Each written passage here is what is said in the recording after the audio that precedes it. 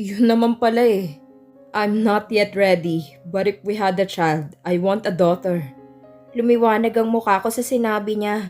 Me too, love. I want to have a baby boy and baby girl. How about you? How many kids do you want? Dumapa ako sa kama paharap sa kanya at nilalaro ko ang daliri ko sa dibdib niya. Kung ilan ang kaya mo. He winked at me. Inirapan ko siya at tinampal sa balikat dahil sa pilyo ng ngiti na sumilay sa kanyang labi. 6 pwede na sa akin, 1 babae at 5 lalaki. Para naman may pang 5-on-5 ako sa basketball. Sira ulo, ginawa mo pa akong baboy ng 6 na anak. Hindi ba pwedeng 2 lang?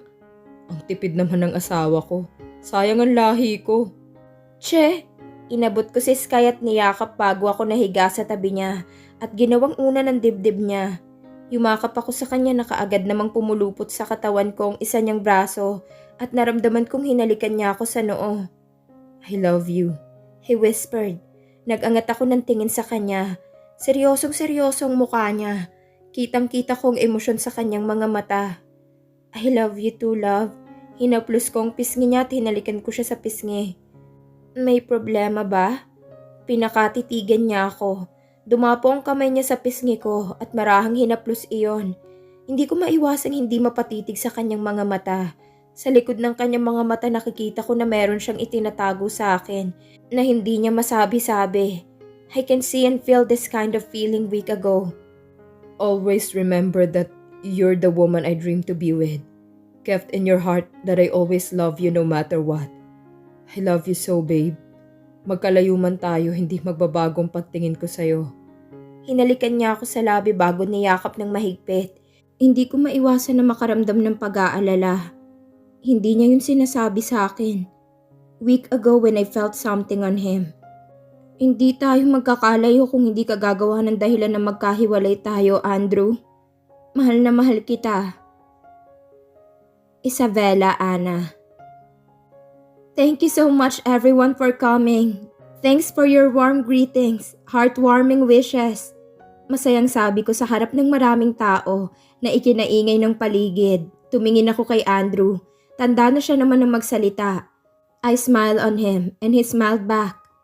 Just what my wife said. I thank you all to be part of graduation celebration. Again, thank you. Let's enjoy this night. Cheers! Saad ni Andrew at itinaas ang baso niya na may lamang alak. Nakisabay naman sa kanyang mga bisita, pati na rin ang mga pinsan niyang nasa tabi namin. Well, lahat kami graduate. Nag-cheers silang magpipinsan at uminom na ito. Pero bago pa si Andrew uminom, bumaling siya sa akin. Nginitian ko siya, ganun rin siya sa akin. You want? Alok niya sa akin na ikinasama ng titig ko sa kanya.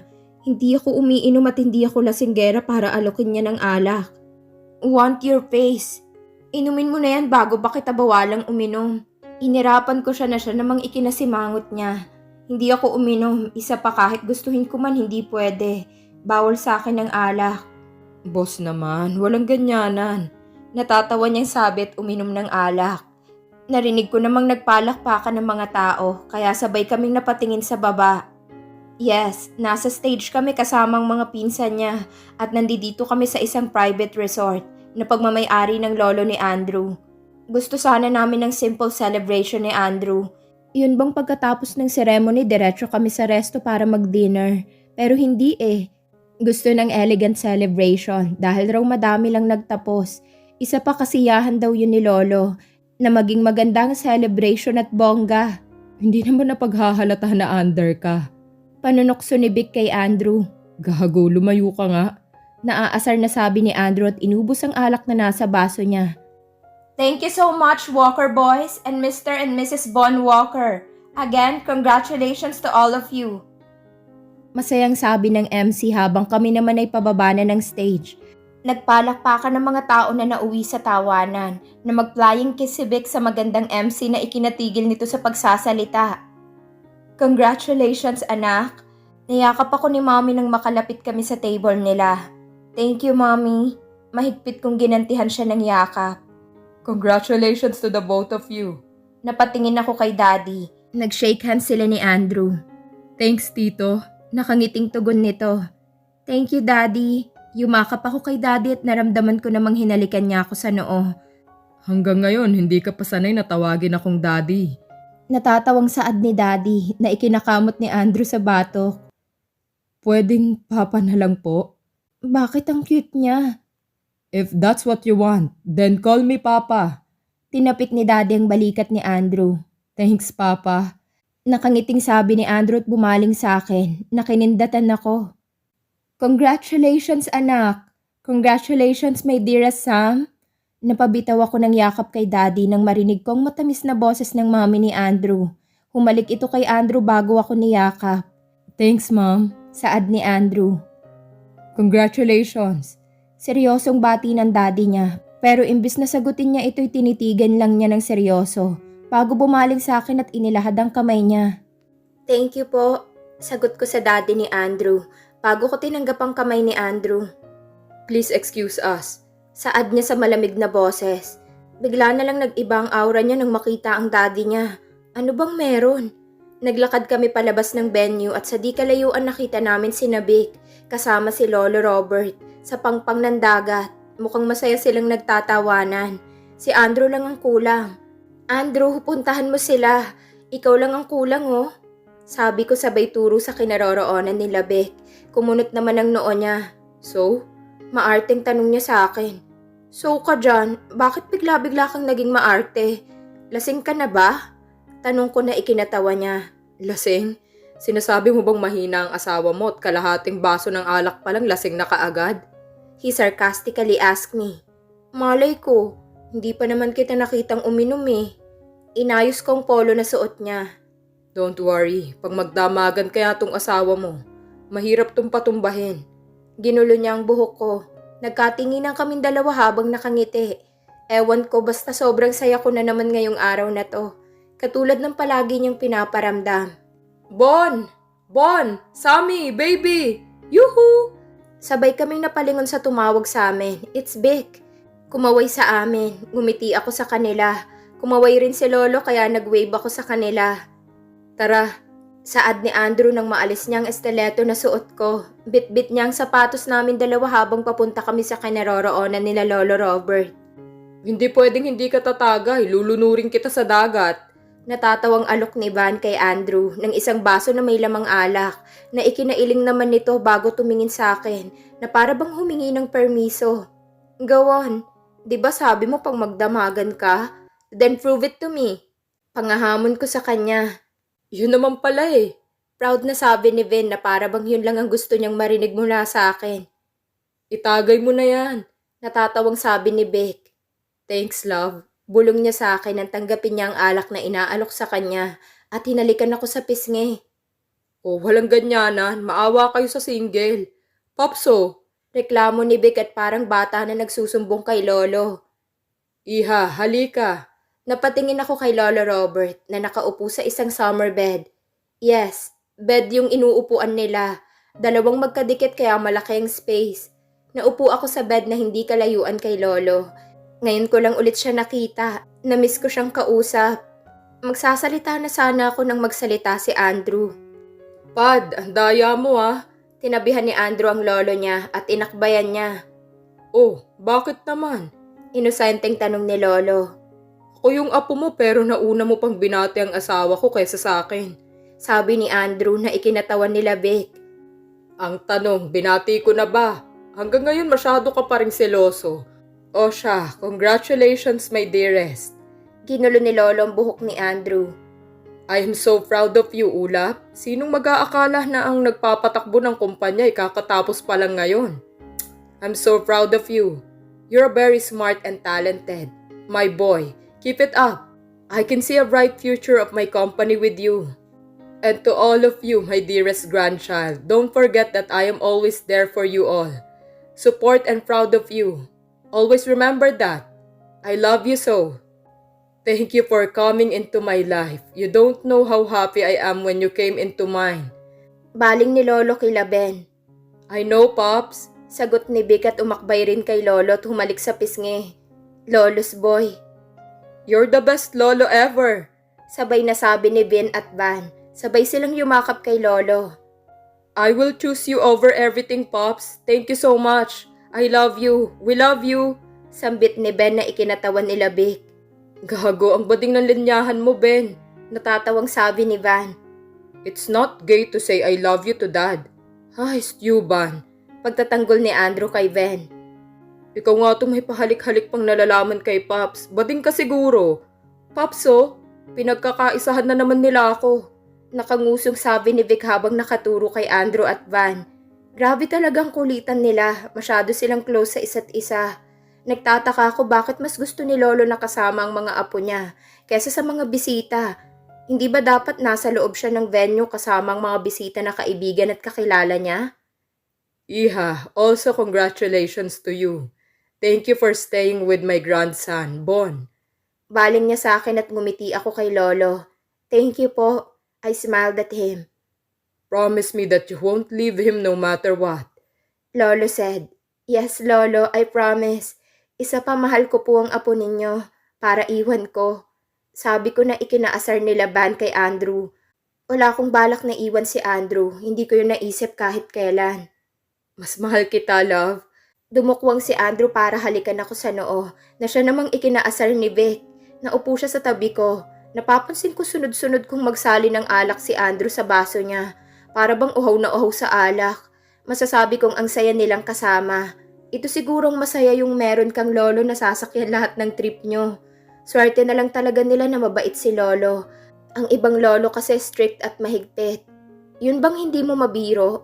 Hindi mo masuway sa mga utos pero si Lolo Robert? Kakaiba talaga siya. Ang bait niya at parang katropa lang ng mga apo niya. Nakikisabay sa trip. Sana ako din may lolo. Tinawag ni Lolo ang isang stop ng resort at pinabigyan ako ng maiinom, then snacks. O siya, maiba ko. Matagal na kayo nagsasama. Wala pa ba akong apo sa tuhod?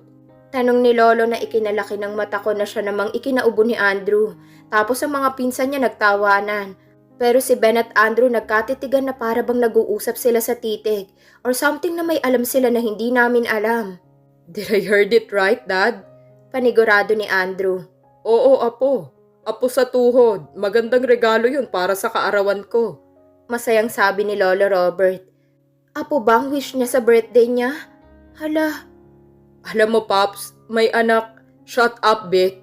Saway ni Vin kay Vic na siya namang ikinatahimik nito. Ikaw, Sam, gusto mo na bang maging mommy? Napangiti ako sa tanong ni Van. Syempre, excited na nga ako. Sino bang hindi? Masayang sagot ko sa kanya at tumingin ako kay Andrew. Nakita kong naiba ang aura niya. Para bang ang lalim ng iniisip niya. Or something na may hindi siya sinasabi. Yun naman pala. You're just here, pa. You're not young anymore to bond with them. Sabay-sabay kaming napalingon sa pumutol sa sasabihin ni Lolo Robert nang dumating ang daddy ni Andrew na may seryosong muka. Ang laki ng difference ng daddy ni Andrew sa lolo niya. Feel kong strict niya. Tito, gave us a congratulations shot. Alok ni Vic at iniabot ang isang baso rito. I can congratulate you all, but I can't give you a shot. Look at you. You all just graduated but you look wasted. Why don't you plan for your new beginning, a journey of your life than drinking alcohol? Is this what you start your new beginning? I am not immature like your grandfather to join you all in your silly ways. Malamig na ani nito na ikinabusangot ni Vic. Tumayo si Andrew tumarap sa daddy niya. And we doesn't need you greeting. Even your sermon. We're not getting any younger. Hinawakan ko sa braso si Andrew nang harapin niya ang daddy niya. Piling ko malaki ang galit ni Andrew sa daddy niya. Andrew? Mahinahong tawag ko sa kanya at bumaling siya sa akin. Umiling ako, sign na wag niyang bastusin ang daddy niya. Calm down, son. Here, stay there. I'll talk to your father. Tumayo si Lolo at tinapik ang balikat ni Andrew. Nah, stay here. Don't be hard-headed, little boy. His father cuts him off. Puwisit talagang matanda na yun. Naiinis na ininom ni Andrew ang alak na nasa baso niya. Halatang nagpipigil siya ng galit. Chill, bro. Kilala natin si Tito kaya hayaan mo na. Kumindat si Vic kay Andrew. How can you say that? Binastos ka na nung tao. Pati na si Dad, wala pa rin kayong ginagawa. That's stupidity. Asar na sabi ni Andrew. It's not. It's called respect, Andrew. Calm down. I don't know what's happened between you and your father. But don't fight him back. Respect him, okay? Hinawakan ko siya sa magkabilang pisngi. Bakit nire-respeto niya ba si Dad? Bastusan nga siya kung umasta. Dapat ko pa ba siyang irespeto? Yes, he's still your father, no matter what. Darating ang araw na magiging siya rin ang sandalan mo. Maybe may gusot pa sa pagitan yung dalawa sa ngayon, pero naniniwala akong maaayos nyo rin yun. Pagdating ng tamang panahon, I convinced him. Chill, man. Palamig ka muna. Tinapik ni Vic ang balikat ni Andrew. Hindi ka pa ba nasasanay kay Tito? Look, dude. He have a point. Isa pa, Tito is a workaholic type of person and very professional. He is not like Pops. A professional but willing to be unprofessional just for us. Accept the fact that our grandfather is the father to all of us than our father who business first than family. Mahabang sabi ni Ben na ikinatitig nila Vin sa kanya. Lasing na ba ako o nananaginip? Hindi makapaniwalang tanong ni Ben. Nakakalunod ng mga salita, Diyos me. Nakatitig si Van kay Ben. Sus Mariosep, ikaw ba yan, Ben? Kumurap-kurap si Vic habang nakatingin kay Ben. Ay, do you have a sick or you're drunk? Do I need to bring you in the mental hospital? Sunod-sunod na tanong ni Andrew na halatang gulat na gulat rin nang magsalita si Ben. Gago, kalmahan nyo, ako lang to. Cool na sabi ni Ben. Wow. Sabay-sabay na sabi nila Vic at umaktong natatangay ng hangin. Napatigil sila sa pagtawan ng may phone na tumunog. Akala siguro nila sa kanila, pero sa akin pala, it's Abby. Oo nga pala wala ang bruhang ito dahil may family travel sila. As graduation gift sa kanya ng parents niya. Excuse me, sagutin ko lang to. Tumayo ako. Hala may iba na. Pangaasar ni Van. Hindi mo man lang pa sasabihin kung sino yan? Baka, shut up. Saway ni Andrew sa mga pinsan niya. Baliw si Abby kaya to, I pouted. Baliw ka raw, Bon, Natatawang sabi ni Van. Baliw na baliw naman talaga ako sa kanya. Proud niyang sagot at kumindat sa akin. Yuhu! Sarap naman nun, kuya. How to be you po? Tumatawang sabi ni Vic. Oy, si Myra, Sabay turo ni Van sa likuran ni Vic na siya namang ikinadapa ni Vic sa kama na parang tinatago ang sarili niya. Oy, Gagi, anong ginagawa mo? Saway ni Vin at itinulak si Vic. Shh! Nasaan na si Myra? Kinakabahang tanong ni Vic. Sinong Myra? Tumatawa. Inosenteng tanong ni Van at tumawa. Mga lasing na ata to eh. Buisit. Asar na tumayo si Vic. Naglakad na ako papalayo sa kanila para sagutin ang tawag ni Abby. Hala, 2 missed calls na. Baby! Ay, congratulations to us! Haha, sorry. Excited much parents ko. Hindi na ako makapagpaalam sa'yo. Bungad niya sa akin. Okay lang, baby. Congratulations rin sa'yo. Enjoy ka dyan sa trip nyo. Sana makahanap ka na ng true love dyan. Sambit ko na ikinatawa niya. Like, nasa Pilipinas ang true love ko. By the way, saan siya? Nanlaki ang mga mata ko sa sinabi niya. Like what? Hindi ko alam kung sinong tinutukoy niya. Joke lang, hindi ka na mabiro. Biglang bawi niya at tumawa. Sinaban bang tinutukoy mo? Tanong ko na ikinaubo niya. Che, ban sa'yo dyan. Sige na nga, bye na. Hello, ingat ka palagi, baby. Until we meet again. Sabi niya. Hello, hoy, babe. Hindi na natapos ang sasabihin ko nang maramdaman ko may humakap sa likuran ko at nang tingnan ko ito, it's Andrew. Love. He called me in a drunk voice. Humarap ako sa kanya para makita ang mukha niya. He looked so sad. Hindi naman siya ganito kanina. Ano bang nangyari? Dahil ba sa daddy niya? Habi, may gift pala ako sa'yo. Munti ko nang makalimutan. Sabi ko at ngumiti sa kanya. Excited na akong sabihin sa kanya at makita ang kanyang reaction. Me too. I have something to tell you, love. Malungkot niyang sabi at hinaplos ang pisngi ko. Ha? Lasing ka na ba? Pinagmasdan ko ang mukha niya. No, I'm not. I'm just tipsy. He assured me.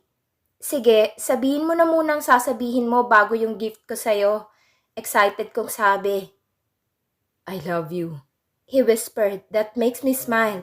And I can feel my cheeks getting hot. And I love you too, I sweetly answer. He smiled forcefully. That makes my forehead knotted. Love, I want you to know that I am in love with you. Hard. I love you so much. I can't explain how much I love. There is no words to describe how I do. I love you so much and I want to tell you this because I don't want to lie. I don't want to keep this secret. It's really hard for me. Darn. Love, I don't know if after this I still can hear those sweet magical words from you. I'm sorry. It's not my intention to hurt you. Because I didn't expect this to happen. Love, forgive me. I'm a fucking bastard. That please stay. I need you in my life. Don't leave me. I'm sorry. I was shocked when I noticed a teardrop from his eyes. Kumirot ang dibdib ko. Hindi ko kaya na makita siyang ganito. Wala naman akong problema sa kanya to the point na palagi kaming masaya na magkasama. Walang araw na hindi niya ipinaramdam sa akin kung gaano ko kahalaga at special sa kanya. Masaya ako na sabay kaming nagtapos ng pag-aaral. Ang araw na ito hindi ko makalilimutan. And spend my whole life with him. What? What are you saying? Kinakabahang tanong ko sa kanya. Nakatingin siya sa mata ko at nakita kong may isang butil ng luha ang kumawala sa kanyang mata. Kaagad niya yung pinahid bago siya muling nagsalita. Nasasaktan ako nang makita siyang umiiyak. Pakiramdam ko na iyak na rin ako. Hindi ko alam kung bakit ganito kami ngayon. Bakit parang ang laki ng kasalanan niya para umiyak siya ng ganito? It hurts to see him crying. This is the first time I saw him crying. But why? Is there something wrong? I have a daughter to my ex. Utal niyang sabi na ikinagulat ko. Para akong nabingi sa sinabi niya. Pakiramdam ko hinigop ng sinabi niya ang lakas ko. At libo-libong punya lang tumatarak sa dibdib ko. Ang sakit. Umiling ako habang nakatingin sa kanya. Ngunit nakita ko sa mga mata niya na seryoso siya. At muli kong nakita ang luhang dumadaloy sa pisngi niya. Dahilan para kumawala ang luha sa aking mga mata. I wish this is just a bad dream. Bakit ngayon pa nangyari to? Bakit ngayon niya pa sinabi? Bakit ngayon lang? Bakit ngayon pa na umaapaw ang kaligayahan ko? Kung mahal niya ako, hindi niya ako sasaktan ng ganito. Ang sakit. Ang sakit-sakit. Nagsasama kami without knowing na may isang bata na kailangan siya. Isang bata na karapatang makasama at mabigyan ng isang kumpletong pamilya. Love. I cut him off by slapping him. Love? That's what you called me after what you confessed? Seriously? Love? How dare you? Ang kapal ng mukha mo. Sigaw ko sa mukha niya habang pinagsusuntok ko siya sa dibdib at walang tigil sa pag-agos ang mga luha ko.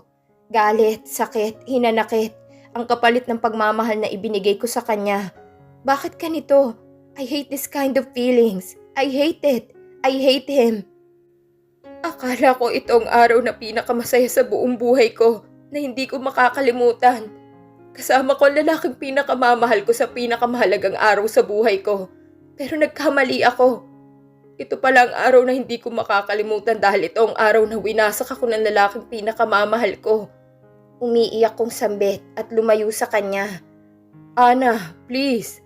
Hindi ko naman ginusto to. Ayokong masaktan ka. Pero ayoko ring maglihim at magsinungaling sa'yo. Tatanggapin ko na magagalit ka kapag inamin ko sa'yo pero hindi ko matatanggap sa ibang tao mo pa malalaman ang bagay na ito. I'm sorry. Hinuli niya ang kamay ko at hinila niya ako papalapit sa kanya at niyakap ng mahigpit. I'm sorry. Hindi ko sinasadya. Please, stay with me. Mahal kita, Ana. Sobra.